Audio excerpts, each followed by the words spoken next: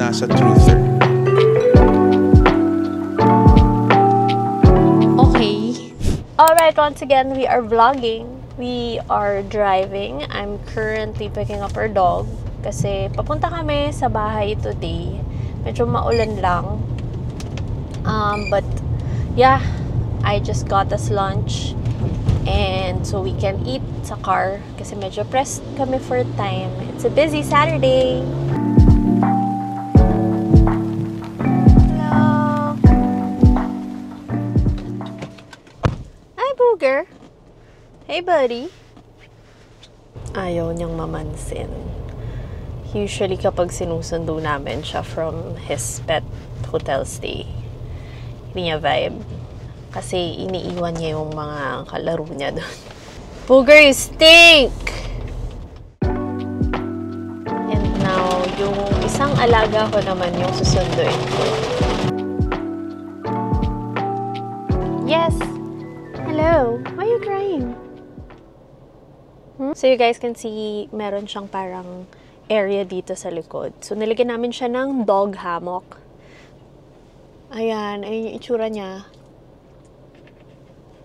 So, nilagay namin yon para hindi siya nahihirapan kapag nagdadrive. Kasi paminsan sumushoot siya dun sa gitna. Kasi diba may space. So, kung may hammock, parang buong, salong-salo siya ng buong likod. So, siya lang may-ari ng second row ng car. Diba? Ikaw may-ari ng likod. Hey! Rani! Wala. Suplado. Mana sa tatay. Ayan, dumating na din yung isang alaga. Nasundo ko na din siya. Kakain muna ako bago kami pumunta sa house.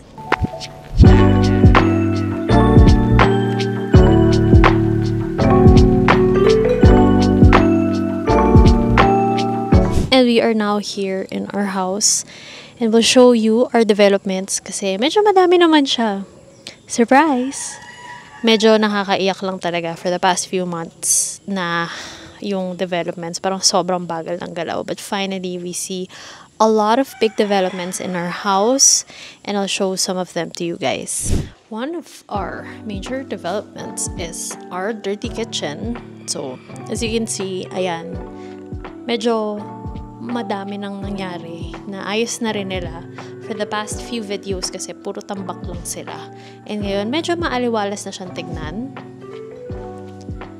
And now, yung kitchen namin may outdoor area. Yeah, can you see that outdoor area? Well, hindi naman siya talaga outdoor, but it's more of hindi naman siya talaga outdoor area, but wala siyang takip. So, dito kasi yung area kung saan magpiprito, yung mga house help, diba? Yung cook namin, ganyan. So, dito rin siguro mag-iihaw kapag maraming kakain, maraming bibisita, and expect namin na maraming family gatherings that will happen here. I showed you guys our dirty kitchen. At ngayon, we are here in our living area. So, one of the things na medyo natatapos na nila is our foyer. It's here. Tchanan! Ayan yung foyer. Masaya ka ba sa foyer? Super saya kasi we went through a rigorous process with the team of Dexterton, si Camille of Dexterton, to try and find ano ang best na na multicolored tiles. I really wanted multicolored kasi ang ganda ng patina niya. Ang ganda ng kanyang finish din. It gives your house that very old world feel, old world. It gives it a very old world feel na parang na siya. It aged well. Looks like fine wine. It's nicely textured. Tsaka yung talagang sadya yung iba-ibang kulay niya. They're also finally finalizing our accent wall in our dining room. This is the moon rock. The texture and the color, guys. The US really went to the moon. huwag kayong maniniwala sa mga fake conspiracy theory na it was just set in a sound stage. I'm a believer. I'm a NASA truther. Okay? So, this rock really came from the moon. Joke lang. This came from Dexterton. Again, we really wanted to have a nice textured wall to go up against the mostly flat na mga painted walls namin. So, very nice. If you hear that, it's a lightweight material kasi yung ginamit dito. It's not a tile. So, pag kinatok mo, ganda, diba? So, it's easy to manipulate. Meaning, if we put our switches here sa ibabaw, madali na siyang butasan and gupitin. Hindi rin siya masyadong sirain because it is pliable. Kasi sometimes, yung mga malalaking material na mga stone, may tendency to crack yan. Ito, because it's soft, it's malleable, it will move with it. So, yun.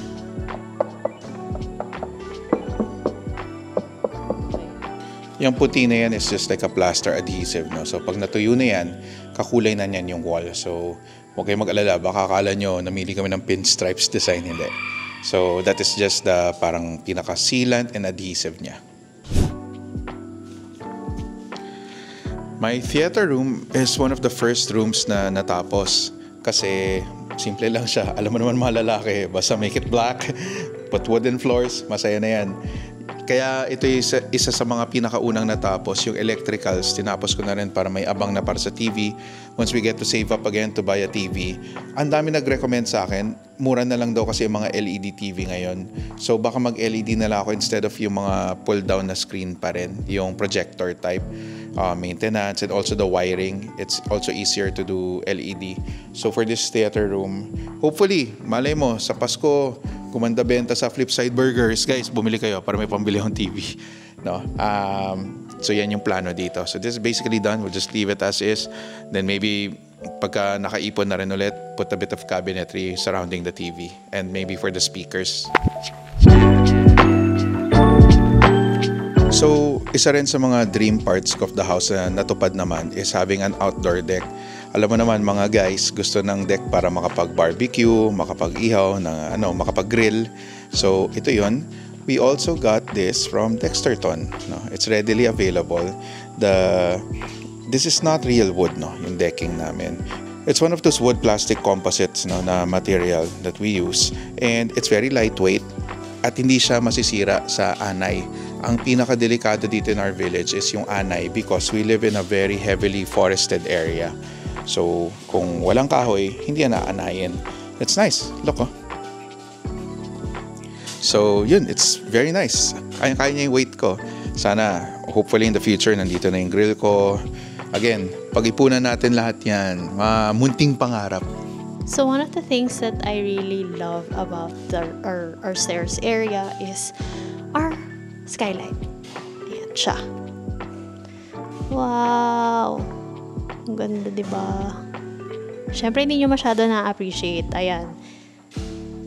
Siyempre, baka hindi nyo pa... Andiyan ka pala. Siyempre, baka hindi nyo masyado na-appreciate. Ang dami kasing scaffolding. But, if once they clear this area, mas makikita nyo yan. Pero sobrang ganda ng bato ng ilaw dito sa area na to. So, as you guys can see, may ilaw na kami. Hey, thank you to Ilaw at Iba Pa.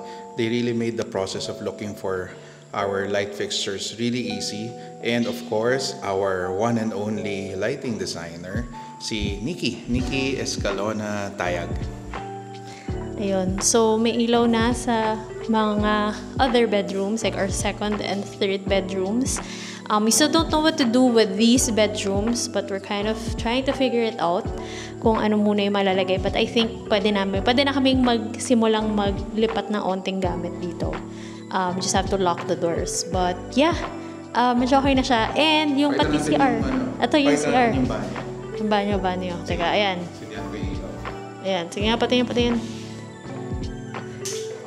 Wow, may ilaw. Nagbayad ng Meralco. Mandal na metro yan. Ayan. Nagbabayad na. Dami namin binabayaran. Uy, sarado mo yan. Mahal kuryente. So, kanina, pinakita ko sa inyo yung bedroom number 3, which is the smallest of all the bedrooms. So, this is bedroom number 2, which is very spacious. So, baka ito gawin naming guest room or baka ito yung gym area. Alam mo naman, kailangan ng gym na tong guns ko. Okay. So, ito yung banyo. Okay na din siya. May ilaw na rin siya. And medyo maayos na rin siya na-install na yung, ito yung sa shower. And mataas na naman pala. Na-install na. So, may exhaust na rin to. Meron na ring toilet and meron na ring sink. So, all these things are from Dexterton. So, even the tiles that we got in, for this bathroom is from Dexterton. So, hindi kami masyadong nahirapan sa... Actually, nahirapan kami sa pagbili ng sink. Pero marami naman silang option. So, we didn't have that much of a hard time na para bagayan yung mga bedroom dito. So, this is bedroom number 2. AKA AKA the favorite child bedroom. Tinignan mo ba yung toilet?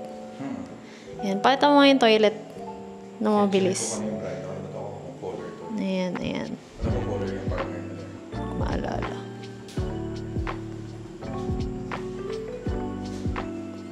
Toilet reveal. And I am very happy to announce that our bedroom is medyo done. I say medyo done because yung walk-in closet hindi pa siya tapos. But the stucco finish for the bedroom walls are done. Can you see that? Sobrang ganda. In fairness naman. Alam niyo ba na ibig sabihin ng stucco? Spell. Ginugol ko muna yan. So, yung paint finish niya sobrang ganda. Ayan, teka. Pakita mo. Ala, ano yan? Ala, may ano. Ayan, pakita mo. Hawakan mo. May haspe. May haspe pala eh. Mahirap yung finish na yan. Literal mga 6 na ulit sila dito sa wall na to. Kasi they wanted to get the perfect texture for this. May certain expert na mga painter lang ang may kaya gawin to properly. Hindi lahat ng pintor kaya gawin to. So, good job to the painters who did this. And yung paint supplier din namin, tinuruan din yung painters natin actually. Si Davies. So, they taught our painters how to do the finish. And eto na. So, meron lang we are in a bit of a pickle. A pickle? Kasi, yung saksakan ng, ano ba to? Switch to dapat sa main lights, di ba? Nasa baba siya. Like, okay, papakita ko sa inyo kung gaano kababa. Yung baywang ko, di ba? Yan, ito. Matangkad ako, nasa mga 6'1" ako eh. Pero, kita nyo, yung switch sa may baywang ko lang halos. So that's a problem. I'm not 6'1". I'm like 5'8". No. So that's still a problem. Ayun, so yun yung problema. So it's either we just connect our switch, like, ayan, the switch gets connected to the headboard or we terminate it. Pero sayang naman, diba, kung ito terminate kasi hirap. Yeah, so we have reading lights there. Ayan, pakita maturo mo sa yung reading light. Ayan yung abang. So, we just might have to, parang yung headboard bubutasan para dun tutuloy yung switch. We've seen a couple online. So, sana ma-execute siya ng mapipili naming supplier who will make our headboard. But, our whole master bedroom kinda looks great. Ayusin na lang yung wall reveal kasi puti. So, ito yung wall reveal. Medyo lately ko lang nalaman kung ano yung wall reveal. Why is it called wall reveal? I don't know. But I think it reveals the actual wall. No, it's actually, I know the proper term. Kasi ano yun? Mali sinabi ni Foreman. That's actually a shadow gap. The shadow gap, see, it sounds way cooler. That shadow gap, parang siyang reverse na baseboard. Di ba usually baseboard yung kinakabit sa mga, sa mga wall para... yung palabas siya parang may molding.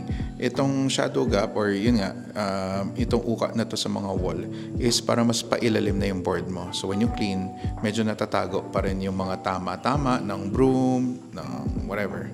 Or yung shoes mo pag tumatama. O yun na yun. Hello! Hello! Eto na.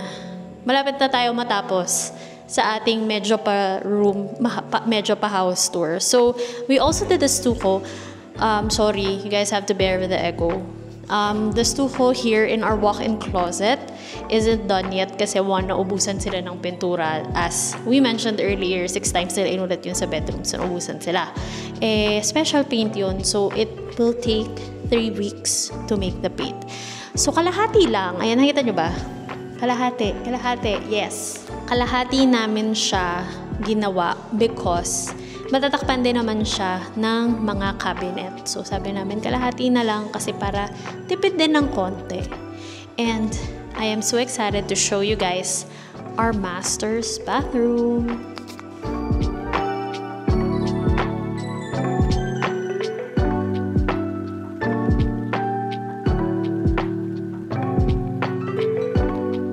Ayun, quick lang yung pakita namin kasi hindi pa rin siya talaga tapos. But, na-layout na yung shower, yung toilet, and the carcass for our sink, which is, I think, being finalized. Ay, and ito na siya. Meron na kaming faucet. We have a faucet already. And our faucet looks nice. Sobrang ganda niya. So, our faucet is from Dexterton as well. Medyo natagalan lang tong bathroom na to kasi ang dami talagang nangyaring issues. But, thankfully, medyo naayos naman siya. So, yeah, I'm excited to show you guys the final look for all of the spots in our house once it's done. And we will show you guys our final challenge for this house. Sana final na to and everything will go smoothly. So this is our final challenge. So I posted na pink yung yung walls namin sa second floor, and we don't understand why because we chose top mist, which is kind of like gray, but I do understand the pinkish tones that it has. So nung nag-test kami, gray siya. Pero nung napintura na siya, naka 3 coats na sila, pink siya, besh. So, hindi pwede yun. And ngayon nga, medyo kabado kami kasi parang we have to make sure na hindi siya pink. Kailangan maganda siya. Because we do have some areas in the house that's black. So, we have 2 color options to replace taupe mist. Primer lang to, baka isipin nyo ito yung taupe mist. So, taupe mist is kind of pink. So, I'll show it to you guys. Ayan. So, this one is Mystique. So, this is medyo beige-ish brown. Ito yung second option namin versus taupe mist na nauna. And this is Stardust. So, this is currently the color of all of our ceilings. Currently, parang mukha siyang medyo cool-ish na gray. And then, this is more warm na beige. And, decide namin to go with this. Kasi hirap na kami. Sobrang moody talaga nung taupe mist. Lagi siya nag-iiba ng tone. Depende kung saan ka nakatingin, saan ka nakatayo, anong posisyon mo. So, we decided to do this because our bedroom is beige. Our bedroom is brown. So, egis na to. Para special yung bedroom namin. So, sana maganda yung labas. We'll see. If they paint it, sabi nila magpipaint na daw sila in a few days. So, sana Stardust do the work. So, I just want to show you guys how the taupe mist looks like kasi we still applied it in the bedrooms. Ayan. Oh. Ayan. Diba? Gray siya. Gray siya, mami. Oh. Ang ganda. Pero sa walls namin, sa hallway, hindi ko sure. Bakit? Bakit siya pink? Oh my God. I think it's because of the sunroom, which is this area. That area. It gives off a certain color, yung light. Ewan ko, hindi ko na naiintindihan. Basta baliw na ako kakaisip nun. So, papalitan na lang din namin siya. Kasi hindi pwedeng mababaliw ako dahil sa kulay. Hindi pwedeng mababaliw ako dahil moody yung paint ng walls namin. Ako lang ang pwede maging moody sa bahay na to. Hindi pwede ang dingding namin. So, sashay away. So, taupe mist, how do you even pronounce it? Taupe mist, sashay away. Hi, how are you? Say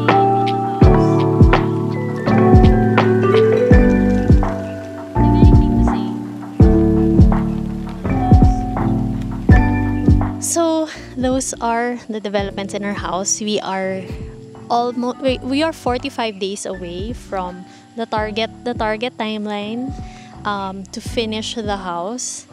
Ano masasabi mo sa 45 days? Doable but tight. That's what I feel. Kasi the paint is almost done. Kinakabit na yung mga ilaw natin. Wala naman ibang ikakabit dyan kasi it's just the modular stuff from IKEA. And they only need 1 day daw magkabit. Sabihin mo ng 2 days. The aircon team will be installing already by next week. And the rest, unti-unti naman natin like the cabinetry as we get to save up on funds again. Ikaw, tingin mo?